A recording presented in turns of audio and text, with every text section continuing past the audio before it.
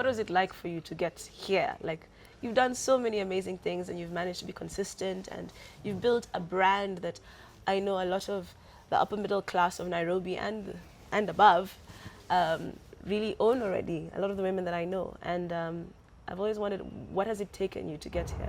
Well, I started many, many years ago, and I have to say I've seen the Kenya fashion industry emerge so much in the past, I'd say in the past 10 years.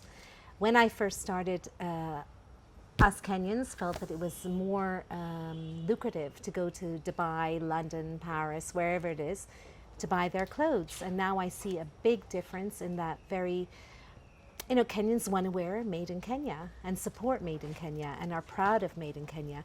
And this is a big change that I've seen, which I think is going to really allow our fashion industry to grow. And I think that's a great thing for designers who have started, let's say, in the past 10 years, because now you're getting honored as designers, you're being celebrated. Whereas when I started, it was, oh, you're a designer, you know? And today we're being respected as being you know, contributors to the economy and as a profession that is respected. It's kind of interesting. Like, I feel like some of the concerns that you've shared, I feel like to some extent I've also experienced them. Mm-hmm. And I guess maybe now more so when I started, some of those challenges probably were less massive. Is that, like, does that even make sense? But you get what I'm saying, yeah? They less were not obvious. Yes, less obvious. Yeah. Like in my day, if you Yes. said you were a designer, people Yeah. would be like, okay, let's talk to the doctor, the lawyer, the accountant. And that was the thing, right? But still for me, like, I Really? remember being told things like, unataka kuwa fundi wa nguo.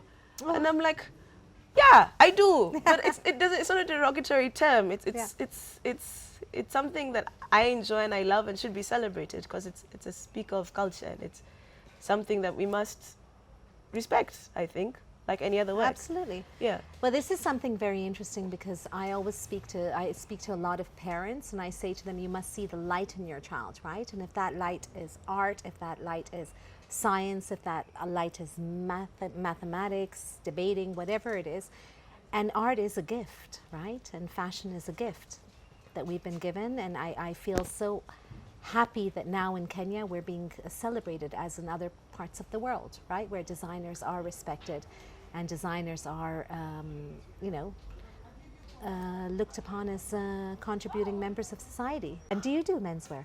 I kind of do like androgynous cuts. So like the Wonderful. jacket you're wearing Yeah, sort of works for both men and like women. I can actually imagine this on a cool man, and it's just gorgeous. What do you mean? I've had like couples fighting over it. I'm like, yes!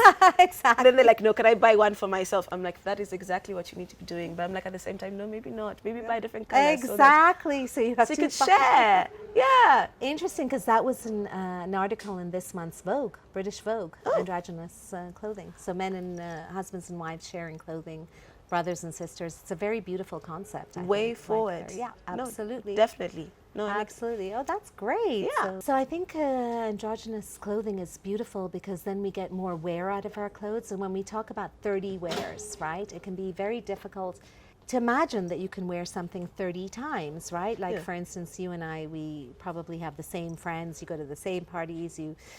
You know, you're in interviews and you're wearing the same thing, but it would be great if, for instance, your boyfriend, your husband, your brother, and that just gets more wear out of the garment. And I think structurally, it's also a very interesting thing that you're doing because it is very challenging. Yeah, definitely. Right? In terms of the Yeah, in terms of the pattern drafting, I can't imagine that, but you'll train me on that because that one is, it's good fun.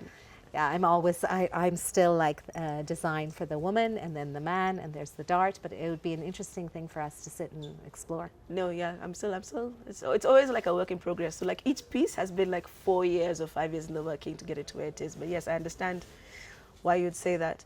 But I think for me, androgyny as well, like in terms of what it creates, is like this sort of blurred lines on what gender should be. And I think that's a really exciting sort of direction that I see our society going in. Yeah, absolutely. Yes, definitely. It's like, why should I be told that I need to look like this because that's what women look like? And I'm like, no, or men. And then with that, everything that's tied along with that sort of narrative. Yes, the labels, exactly. To get rid of the labels. Yes. So Katush, you know what I love about this jacket is that it appeals to a community of people who are non-binary. It's true, and it's really exciting. And I think it's like such a beautiful thing because now we're just like exploring the diversity thing again, right? We're just exploring that we can dress everybody, anybody with love and grace and joy. Definitely. And I think that's just beautiful. And compassion. I'm loving this compassionate You know, fashion. It's something so beautiful to imagine that, you know, it doesn't have to just be like for you, for you, for you. It can be for everybody. And that, you know, with this piece being non-binary, it's just like a wonderful thing. No, definitely. I'm loving that. And I'm hoping that with the growth of my brand, that I'll be able to even include new cuts and aesthetics that might not typically be understood as this or that into the mainstream, if that kind of makes sense. Yeah, so beautiful. And this is what I think has to become the norm. Yes.